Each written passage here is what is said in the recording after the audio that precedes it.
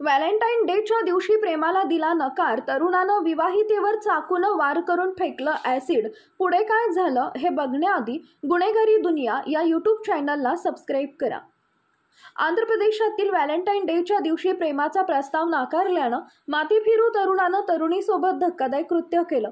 संतापलेल्या तरुणानं आधी तरुणीवर चाकूनं हल्ला केला आणि नंतर तिच्यावर ॲसिड फेकलं.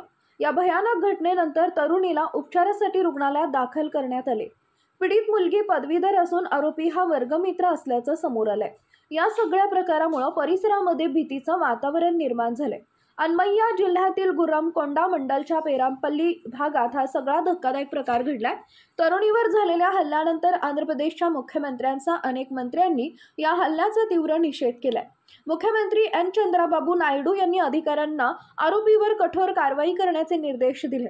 सरकार पीडितेसाठी सर्वोत्कृष्ट आणि सर्व शक्य उपचार देण्याचा प्रयत्न करेल आणि तिला आणि तिच्या कुटुंबाला पूर्ण पाठिंबा देईल, असं मुख्यमंत्री एन चंद्राबाबू नायडू यांनी म्हटलंय. मानव संसाधन आणि IT मंत्री नारा लोकेश यांनी पीडितेच्या वडिलांची भेट घेऊन या प्रकरणाची माहिती घेतली.